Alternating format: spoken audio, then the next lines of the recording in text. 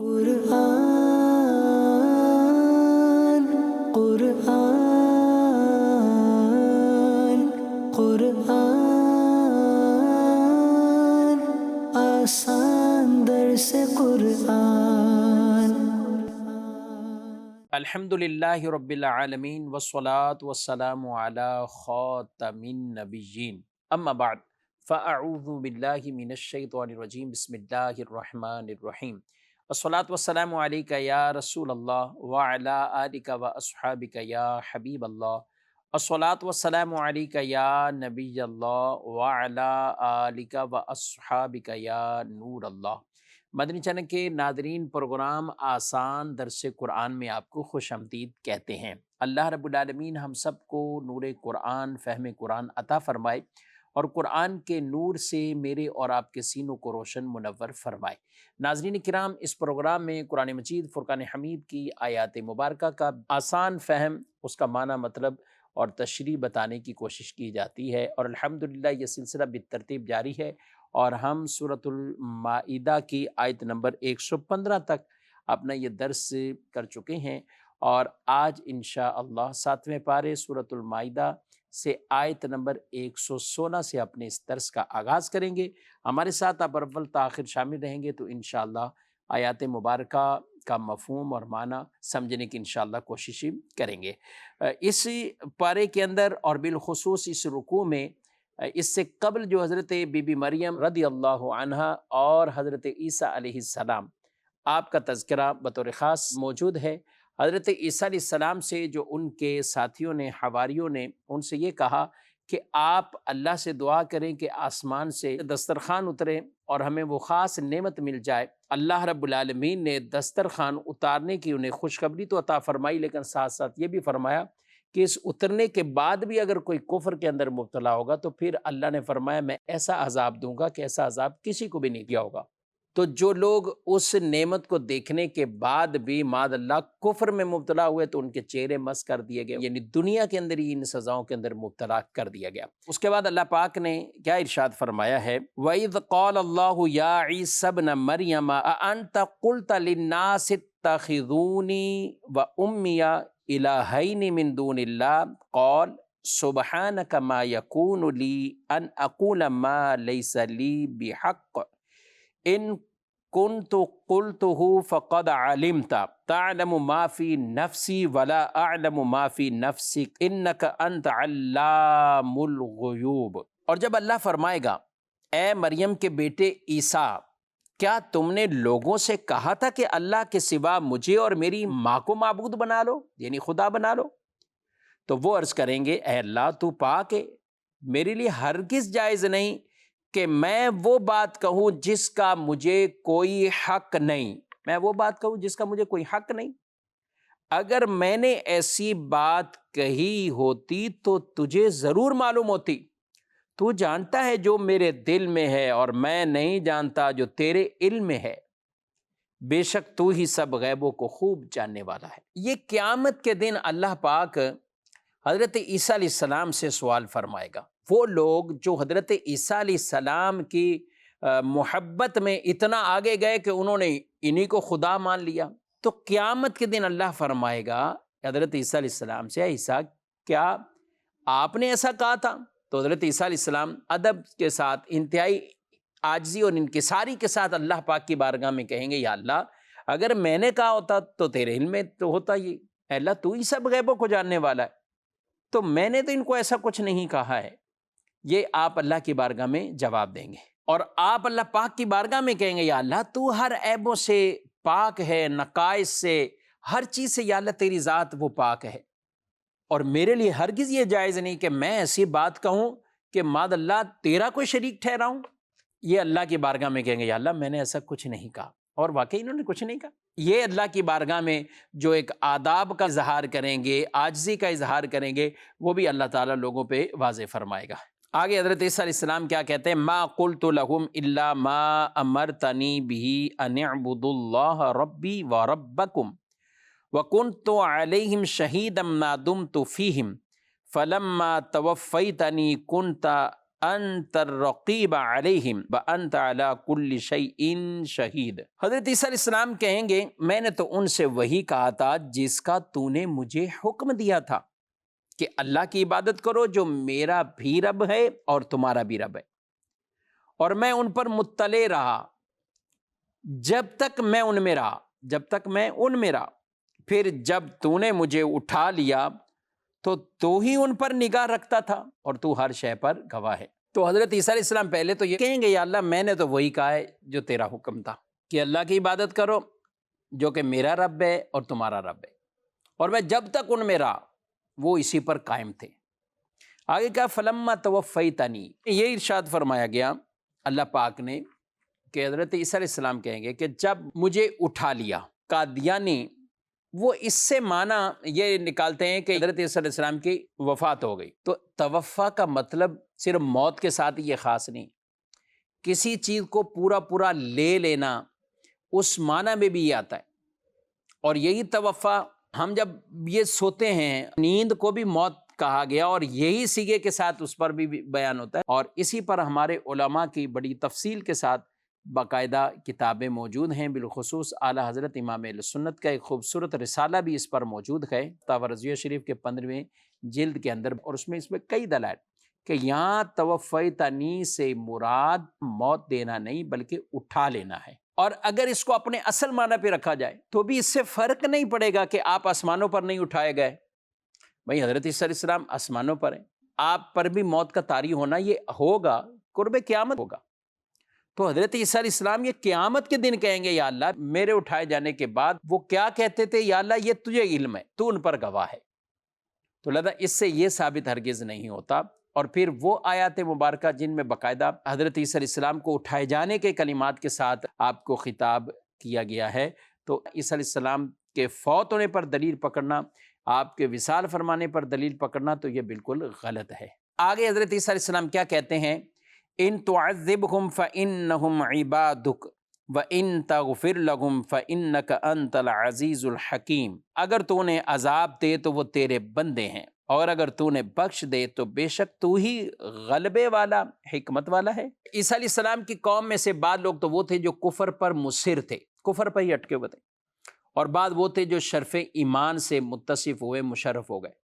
تو آپ نے یہ اللہ کی بارگاہ میں کہا تو انہیں عذاب دے، یہ تیرا عدل ہے اور حق ہے، ایسا ہی کہ وہ سب کچھ واضح ہونے کے بعد وہ کفر پر رہے، انہیں عذاب دے، اور جو ایمان لے آئے اللہ تو انہیں بخش دے۔ تو ان تعذبہم فانہم عبادک، اگر تو انہیں عذاب دے گا تیرے بندے، اور اگر تو بخش دے گا تو ہی غالب ہے، تو ہی سب پر غالب ہے، حکمت والا ہے۔ جی حضرت عیسیٰ علیہ السلام نے اللہ کی بارگاہ میں کہا۔ ناظرین اکرام، یہاں ایک بہت پیاری بات بھی، جب حضرت ابراہیم علیہ السلام کے اس قول کو نبی پاک علیہ السلام نے تلاوت فرمائی، رب انہن اضللن کثیرا من الناس فمن تبعنی فانہ منی، کہ جس نے میری اتباع کی وہ مجھ سے ہے۔ ایک یہ کلمات جو حضرت ابراہیم علیہ السلام نے اللہ کی بارگاہ میں کہے، اور حضرت عیسیٰ علیہ السلام کے یہ کلمات ان تعذبہم فانہم عبادک وان تغفر لہم فانک انت العزیز الحکیم، اگر تو انہیں عذاب دے تو تیرے بندے ہیں، اگر تو انہیں عذاب دے تو وہ کیا ہے، وہ تیرے بندے ہیں، اگر بخش دے تو غالب حکمتوں والا ہے۔ تو نبی کریم علیہ السلام نے دعا مانگنا شروع کی، اے اللہ میری امت میری امت میری امت، یعنی میرے امتی میرے امتی میرے امتی، اور آپ اتنا روئے کہ جبریل آ جاتے ہیں کہ اللہ ارشاد فرماتا ہے محبوب سے پوچھو کہ آپ کیوں رو رہے، پھر جبریل اللہ کی بارگاہ میں کہتے یا اللہ تیرا محبوب اپنی امت کے غم میں رو رہا ہے، اپنی امت کے غم میں رو رہا ہے۔ تو پھر اللہ پاک نے حضرت جبریل سے کہا جاؤ میرے محبوب سے کہہ دو کہ آپ کو اللہ اتنا امت کے حوالے سے عطا فرمائے گا کہ آپ راضی ہو جائیں گے، آپ کو رنجیدہ نہیں فرمائے گا، آپ کو رنجیدہ نہیں کرے گا۔ تو یہ نبی پاک علیہ السلام کی امت سے محبت دیکھیے ناظرین کرام، آپ بغیر کسی شرط اور قید کے کہ یہ امتی ایسے ہوں گے، یہ ایسے، یا اللہ میری امت میری امت میری امت، اور اللہ انہیں عطا فرمائے گا۔ رب ہے معطی، یہ ہے قاسم، اللہ انہیں عطا فرمائے گا۔ کہا جاتا ہے نا خدا کی رضا چاہتے ہیں دو عالم، خدا چاہتا ہے رضا محمد، اور یہ حدیث قدسی بھی ہے، کلہم یطلبون رضائی وانا اطلب رضاک، اللہ فرماتا ہے سب کائنات چاہتی ہے کہ اللہ راضی ہو جائے، اللہ راضی ہو جائے، اللہ کی رضا مل جائے، اور اے محبوب میں چاہتا ہوں تو راضی ہو جائے۔ میرا محبوب راضی ہو۔ سبحان اللہ۔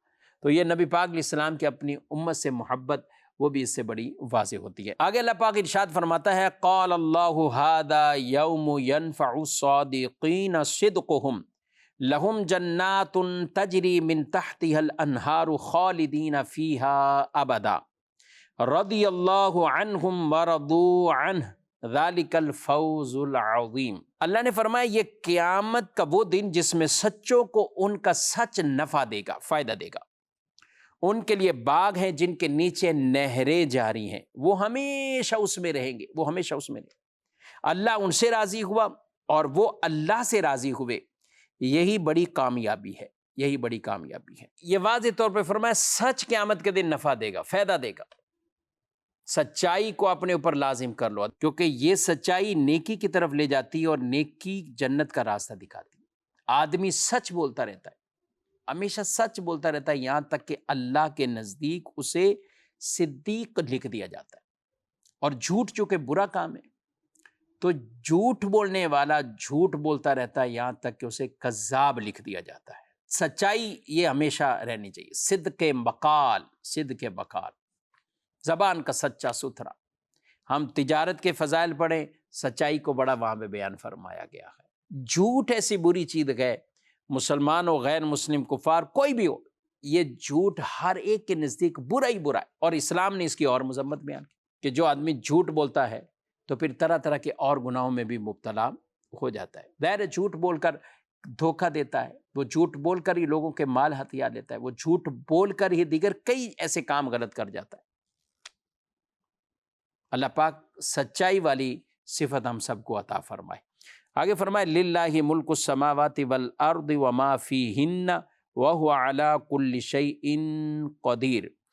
آسمانوں اور زمین اور جو کچھ ان میں ہے سب کی سلطنت اللہ ہی کے لیے ہے اور وہ ہر چیز پر قادر ہے۔ سب کی سلطنت اللہ ہی کے لیے اور وہ ہر چیز پر قادر ہے۔ عیسائیوں کا رد ہے جنہوں نے حضرت عیسیٰ علیہ السلام اور حضرت عیسیٰ کی والدہ کو معاذ اللہ خدا کہہ دیا، تو اللہ پاک نے فرمایا کہ آسمان اور زمین اور جو کچھ ان میں ہے یہ سب کی سلطنت، بادشاہت، ملکیت یہ کس کے پاس ہے؟ یہ اللہ کے پاس ہے، وہی ہر شے پر قادر ہے۔ یہ بھی چونکہ اس زمین آسمان کے درمیان ہی ہے نا، یعنی اس میں ہے، تو جب اس میں موجود ہیں تو یہ بھی اللہ کی ملک ہے، یہ بھی اللہ کی ملک ہے، اور جو کسی اور کے ملک ہو وہ خود خدا کیسے ہو سکتا ہے؟ اس لیے یہ بھی ان کے رد میں یوں بیان فرما دیا گیا۔ ناظرین کرام، سورۃ المائدہ آج مکمل ہوئی، تو اگلی سورت ہے سورۃ الانعام۔ سورۃ الانعام، انعام تو ویسے مویشیوں کو، جانوروں کو کہا جاتا ہے، تو چونکہ اس سورت کے اندر باقاعدہ ان جانوروں کا جو مشرکین معاذ اللہ بتوں کی طرف انہیں منسوب کرتے تھے یا ان کے نام پر انہیں چھوڑ دیتے تھے، اس مناسبت سے اس کا نام انعام وہ رکھا گیا۔ سورہ انعام یہ وہ صورت ہے کہ مکی صورتوں میں سب سے پہلی وہ صورت ایک بار ہی نازل ہوئی، ساری ایک ساتھ ہی ایک رات میں ہی نازل ہوئی۔ ہاں یہ بات بھی ارشاد فرمائی گئی کہ چند آیات مبارکہ سورۃ الانعام کی وہ ہیں کہ جو مدنی ہیں، مدینہ منورہ کے اندر نازل ہوئی، یعنی ہجرت سے قبل جو کچھ نازل ہو تو اسے مکی صورتوں سے تعبیر کیا جاتا ہے، اور ہجرت کے بعد جو نازل ہو اسے مدنی صورتوں سے یاد کیا جاتا ہے۔ رسول اللہ صلی اللہ علیہ وسلم کی حدیث ہے کہ جب سورہ انعام یہ نازل ہوئی تو اس وقت فرشتوں کی ایک جماعت ہے جو تسبیح کرتے ہوئے وہ بھی نازل ہوئے، وہ بھی اتر آئے، یہاں تک کہ فرمایا کہ جماعت اتنی بڑی تھی کہ زمین اور آسمان کے کنارے بھر گئے، زمین ان فرشتوں کی وجہ سے ہلنے لگی جو فرشتے نازل ہوئے، اور نبی پاک صلی اللہ علیہ وسلم نے 3 مرتبہ فرمایا سبحان ربی العظیم، سبحان ربی العظیم۔ یہ 3 مرتبہ آپ صلی اللہ علیہ وآلہ وسلم نے یہ تسبیح آپ نے پڑھی۔ اس سورہ مبارکہ کے اندر بنیادی طور پر تو اللہ پاک کی توحید، رسول اللہ صلی اللہ علیہ وسلم کی رسالت، نبوت اور دیگر کچھ ایسے واقعات کے ساتھ ساتھ مشرکین اور ان کے شرک کا ایک رد وہ بیان فرمایا گیا، اور ساتھ یہ بھی کہ مشرکین کی طرح ایمان والوں کو بھی کہا گیا، جو کہ سورۃ المائدہ کے شروع میں بھی حکم دیا کہ تم اللہ کی حلال کردہ چیزوں کو اپنے اوپر حرام نہ کر لو، جو اللہ نے حلال کر دی اسے کون اپنے اوپر حرام کرے، تو اسے حرام نہ کرو۔ سورۃ المائدہ اور سورۃ الانعام کے اندر آپس میں ایک یہ مناسبت پائی جاتی ہے کہ جیسے وہاں اس چیزوں کا بیان ہے تو یہاں پر بھی ان جانوروں کے طور پر یہ تذکرہ موجود ہے کہ جو وہ مشرکین اپنے بتوں کے نام پہ چھوڑتے تھے۔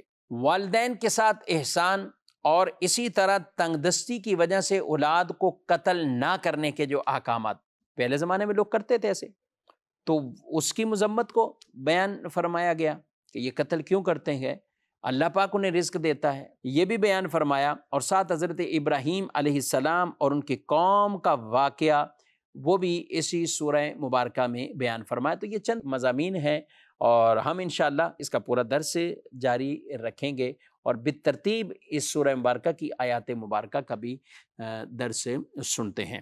اللہ پاک پہلی آیت مبارکہ میں ارشاد فرماتا ہے الحمدللہ الذی خلق السماوات والارض وجعل الظلمات والنور ثم الذین کفروا بربہم یعدلون۔ تمام تعریفیں اللہ کے لیے جس نے آسمان اور زمین پیدا کیے اور اندھیروں اور نور کو پیدا کیا، پھر بھی کافر لوگ اپنے رب کے برابر ٹھہراتے ہیں۔ اللہ پاک نے اپنی حمد کا بھی طریقہ ارشاد فرما دیا، الحمدللہ، آسمان زمین کا پیدا کرنے والا، اندھیروں اور نور کو پیدا کرنے والا کون ہے؟ اللہ ہے۔ یہ سارے اندھیرے بھی اس نے پیدا کیے، نور بھی اس نے پیدا کیا۔ اب اندھیروں سے مراد حقیقی اندھیرا بھی، رات کا اندھیرا، اسی طرح کفر گمراہیت کے اندھیرے، یہ بھی اندھیرے۔ نور سے مراد روشنی، دن کی روشنی، دیگر روشنیاں، اور اس کے ساتھ ایمان کا نور بھی۔ تو یہ سب کچھ کیا ہے؟ من جانب اللہ ہے، اللہ نے سب کو بنایا، سب کو اللہ نے پیدا کیا ہے۔ تو اللہ پاک نے حمد کے حوالے سے بھی کہ جب اللہ کی بنائی ہوئی چیزوں پر، زمین آسمان، ان سب چیزوں پر غور کرو، اللہ کی نعمتوں کی طرف دیکھو تو الحمدللہ الحمدللہ۔ اور اس آیت مبارکہ کے بارے میں یہ بھی بیان فرمایا گیا کہ تورات کے اندر بھی سب سے پہلی یہی آیت تھی، تورات شریف میں بھی سب سے پہلے یہی آیت مبارکہ تھی۔ یہاں پر ایک بات میں عرض کرنا چاہوں گا کہ اگرچہ ہر اچھی بری چیز کو پیدا فرمانے والا اللہ ہے، مگر بری چیزوں کی نسبت اللہ کی طرف نہیں کی جاتی، اس سے بچنا ہے۔ اچھائی ہو اسے من جانب اللہ کہیں، برائی ہو تو اسے اپنے نفس کی طرف ہی منسوب کریں، اللہ کی طرف منسوب نہ کریں۔ ما اصابک من حسنۃ فمن اللہ وما اصابک من سیئۃ فمن نفسک، کہ جو تمہیں اچھائی ملے وہ اللہ کی طرف سے، اور جو تمہیں برائی ملے وہ تمہارے اپنے نفس کے کرتوت ہیں، وہ تمہارے اپنے شامت اعمال ہے، اللہ کی طرف اس کی نسبت نہیں کرتے۔ تو زمین اور آسمان کی تخلیق یہ اللہ نے فرمائی، تو فرمایا ثم الذین کفروا بربہم یعدلون، پھر بھی کافر لوگ اللہ کے برابر انہیں ٹھہراتے ہیں، یعنی ان بتوں کو جن کی وہ پوجا کرتے ہیں، شرک کرتے ہیں، انہیں اللہ کے برابر ٹھہراتے ہیں، حالانکہ وہ بھی مانتے کہ زمین آسمان اللہ نے بنائے۔ یہ بت تو وہ ہیں کہ جن کو خود وہ ڈیزائن کرتے ہیں، آج یہ پسند ہے تو کل یہ تو پھر وہ، تو اب وہ یہ تو نہیں کہتے تھے کہ ان بتوں نے زمین آسمان کو بنایا، مانتے تھے کہ اللہ نے بنایا۔ تو اللہ نے یہی دلیل دی، فرمایا کہ اللہ نے زمین آسمان کو بنایا، پھر بھی کافر لوگ بتوں کو اللہ کے برابر ٹھہراتے ہیں، یعنی شرک کرتے ہیں۔ شرک کیا ہے؟ شرک یہ ہے اللہ کی ذات اور صفات میں اللہ جیسا کسی اور کو ماننا۔ ایک آسان فہم میں نے تعریف عرض کی، اللہ کے سوا کسی اور کو عبادت کے لائق ماننا شرک ہے۔ یہ سب جو ہے وہ شرک ہے، اللہ شرک سے محفوظ رکھے، شرک اللہ معاف نہیں کرے گا۔ ان اللہ لا یغفر ان یشرک بہ ویغفر ما دون ذلک لمن یشاء، شرک کے علاوہ جو کچھ بھی اللہ معاف فرما دے گا، لیکن شرک معاف نہیں کرے گا۔ آگے فرمایا هو الذی خلقکم من طین ثم قضى اجلا وَأَجَلٌ مُّسَمًّى عِندَهُ ثُمَّ أَنتُمْ تَمْتَرُونَ، وہی ہے جس نے تمہیں مٹی سے پیدا کیا، پھر ایک مدت کا فیصلہ فرمایا، اور ایک مقررہ مدت اسی کے پاس ہے، پھر تم لوگ شک کرتے ہو، یہ بھی مشرکین کے رد میں وہ کہتے تھے جب ہم مٹی سے پیدا ہوئے تو جب ہم مٹی میں گھل جائیں گے، سب کچھ ہو جائیں گے، تو ہمیں بعد میں ہمیں کون اٹھائے گا؟ تو فرمایا جس نے پیدا ہی کیا تمہیں مٹی سے، تو بعد میں اٹھانا تو اور آسان ہے۔ اللہ کے لیے تو کوئی چیز مشکل نہیں ہے، مگر مٹی سے جب پیدا فرما دیا رب نے، تو اب اللہ تمہیں اٹھا بھی لے گا۔ تو اس لیے یہ نہ سمجھو کہ مٹی میں مل گئے تو اس کے بعد ہم ختم ہو جائیں گے، نہیں، یہ مٹی سے پیدا کیا ہے اور ایک مقرر مدت یہ زندگی تمہیں ملی ہے، پھر مٹی کی طرف جاؤ گے تو اللہ پھر اٹھا لے گا تمہیں۔ وَهُوَ اللَّهُ فِي السَّمَاوَاتِ وَفِي الْأَرْضِ يَعْلَمُ سِرَّكُمْ وَجَهْرَكُمْ وَيَعْلَمُ مَا تَكْسِبُونَ، اور وہی اللہ آسمانوں میں اور زمین میں لائق عبادت ہے، وہ تمہاری ہر پوشیدہ اور ظاہر بات کو جانتا ہے، اور وہ تمہارے سب کام جانتا ہے۔ یہاں پر جو یہ ارشاد فرمایا کہ وَهُوَ اللَّهُ فِي السَّمَاوَاتِ وَفِي الْأَرْضِ، اس سے یہ مراد نہیں کہ وہ زمین اور آسمانوں میں رہتا ہے، نہیں، یہ مراد نہیں لگی۔ رب تعالیٰ جگہ سے پاک، رب تعالیٰ جگہ سے پاک، مکان سے پاک، جہت سے، اوپر نیچے، دائیں بائیں، آگے پیچھے ہونے، ان تمام چیزوں سے پاک۔ اللہ کی ذات پاک ہے، منزہ ہے، جسم جسمانیات سے پاک ہے۔ تو یہاں مراد یہ ہے کہ زمین ہو یا آسمان، سب جگہ لائق عبادت، اور جس کی عبادت ہو رہی ہے وہ صرف اللہ کی ذات ہے۔ ہر جگہ معبود حقیقی وہی ہے، اور اسی کی سلطنت ہے، اسی کی حکومت ہے، اسی کی بادشاہت ہے۔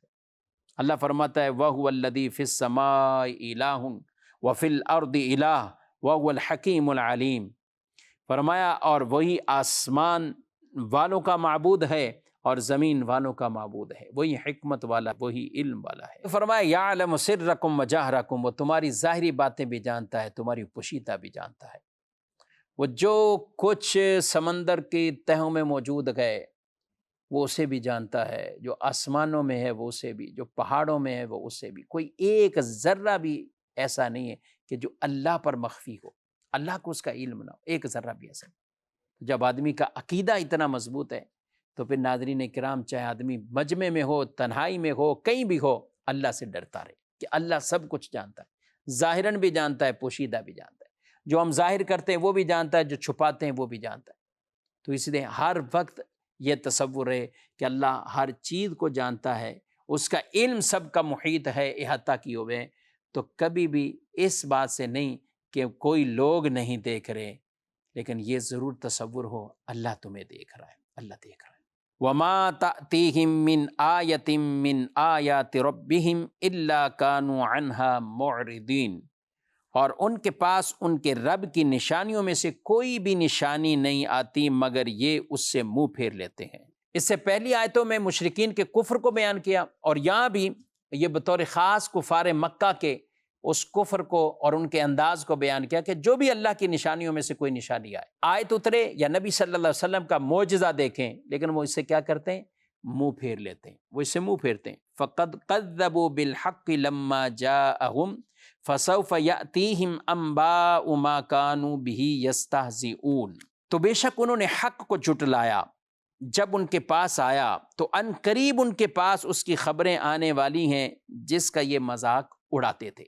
تو یہاں یہ بات بیان فرما دی گئی کہ ان قریب وہ دیکھ لیں گے، انہیں وہ خبریں آ جائیں گی کہ جس کا وہ مذاق اڑاتے تھے، اور حق ان کے پاس آیا ہے۔ اچھا، حق سے مراد قرآن کی آیتیں ہیں یا نبی صلی اللہ علیہ وسلم کے وہ معجزات؟ یہ ایسی واضح نشانیاں دیکھ کر پھر بھی یہ اپنے کفر پر ڈٹے رہے، تو پھر یہ اپنے اس انجام کو بھی خود دیکھیں گے۔ رسول اللہ صلی اللہ علیہ وسلم سے اتنے معجزات طلب کیے، جب آپ دکھاتے تو کہتے یہ تو کوئی جادو ہے، یہ تو کوئی سحر ہو گیا ہے۔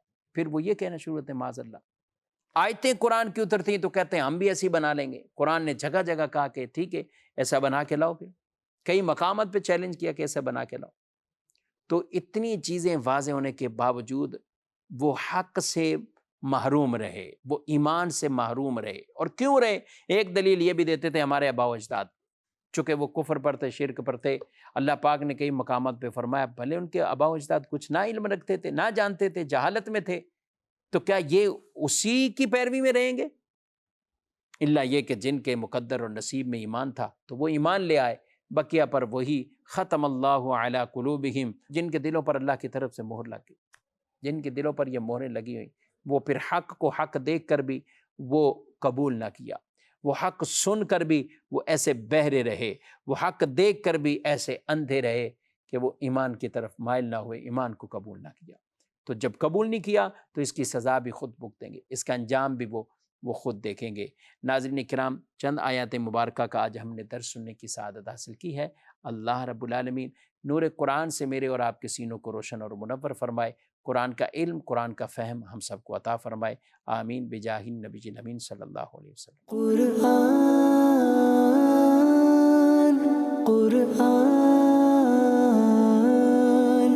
قرآن